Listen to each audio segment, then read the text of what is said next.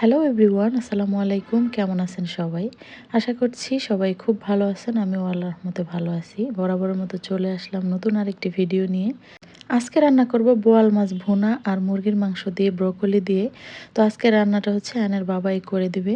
আমার এখন এমন একটা অবস্থা হয়েছে, আমার হচ্ছে প্রতিদিনই রান্না করতে ভালো লাগে না। আর এই হচ্ছে আমাদের শেফ। হ্যালো। শেফ খুব ভালো রান্না করে, প্রায় আমাকে রান্না করে খাওয়ায় যখন তার একটু ফ্রি থাকে আর কি। ওখানে হচ্ছে গরম মশলা সব কিছু আলাদা আলাদা করে রাখি। এই হচ্ছে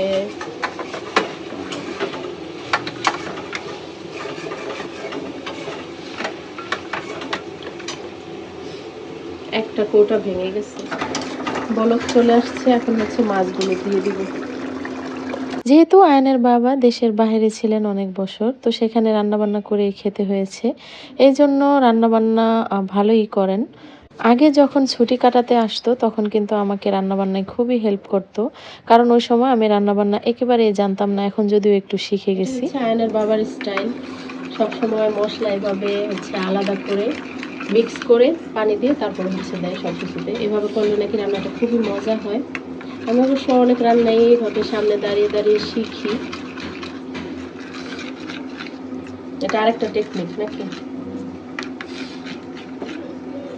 তেল দিলে কি হয়?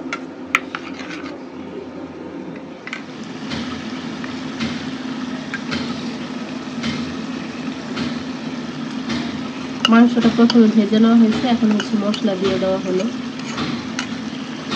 আমি সবসময় অন্যরকম ভাবে রান্না করি, কারণ এইভাবে রান্না করলে আমি হচ্ছে মশলার আন্দাজ করতে পারি না। তবে এখন থেকে আস্তে আস্তে শিখছি, এভাবে রান্না করার ট্রাই করবো। এই তো বোয়াল মাছ রান্না কমপ্লিট। এখন হচ্ছে মুরগির মাংসটা রান্না হচ্ছে। রান্না কেমন হবে, প্রথমে রান্নার হচ্ছে তরকারির কালারটা দেখলে বুঝতে হবে। আর এদিকে হচ্ছে ব্রকলি সেদ্ধ দেওয়া হয়েছে, অল্প একটু ভাপ দিয়ে পানিটা ফেলে দিব। মাংস কষানো হয়ে গেছে, এখন হচ্ছে ভাপ দিয়ে রাখা ব্রকলিগুলো একসাথে দিয়ে দেবো।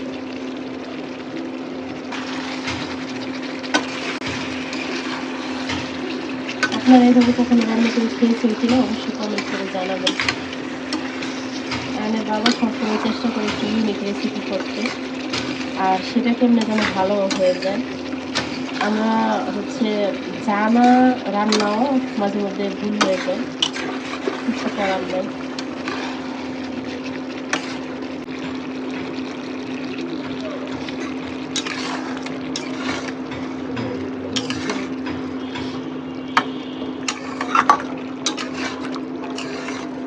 পানি দিয়ে দিবা।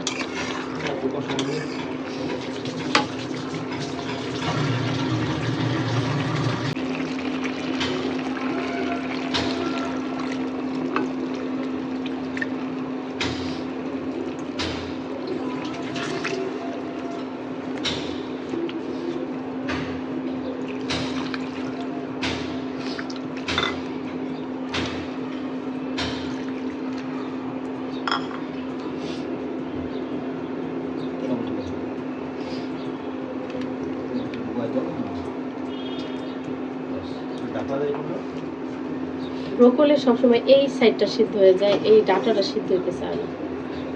পরিমাণ মতো পানি দিয়ে দিলাম, এখন হচ্ছে ঢেকে দিয়ে রান্না করব। এই তো মুরগির মাংসটা রান্না হয়ে গেছে। তো দেখতে পাচ্ছেন মাশাআল্লাহ রান্নাটা কিন্তু খুবই সুন্দর হয়েছে। যে রান্না করার পরে দেখতে খুব সুন্দর হয়, ওই রান্না কিন্তু খেতেও খুব ভালো হয়। এখন হচ্ছে বেগুন ভাজবো। রান্নাবান্না শেষ করে সবকিছু গুছিয়ে নিয়েছি। এখন হচ্ছে আসছে বেগুন ভাজতে, কারণ বেগুন কিন্তু ঠান্ডা হয়ে গেলে একদমই খেতে ভালো লাগে না। তো বেগুন ভাজা হয়ে গেলে সবাই একসাথে খাওয়া দাওয়া করে নিব। আপনাদের কার কার বেগুন ভাজা পছন্দ অবশ্যই কমেন্ট করে জানাবেন। তো আজকের ভিডিওটি যদি ভালো লেগে থাকে তাহলে অবশ্যই একটা লাইক দিয়ে দিবেন। সবার সুস্বাস্থ্য কামনা করে আজকের ভিডিওটি এখানেই শেষ করছি। আল্লাহ হাফেজ।